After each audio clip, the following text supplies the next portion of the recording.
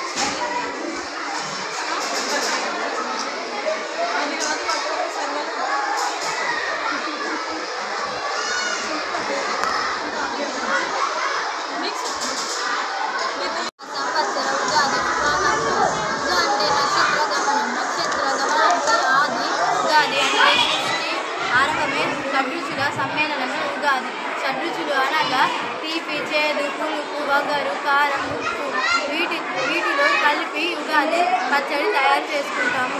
తీపి అనగా ఆనందానికి సంకేతం, ఉప్పు అనగా జీవితంలో ఆ ఉత్సాహాన్ని సంకేతం, చేదు అనగా చేదు జ్ఞాపకాలు, పులుపు అనగా నేర్పుగా వ్యవహారాన్ని చేది, వగరు అనగా కొత్త సవాళ్ళు ఎదుర్కోళ్ళు, కారం అనగా సహనం కోల్పోతే పరిస్థితులు. అందరికీ ధన్యవాదాలు.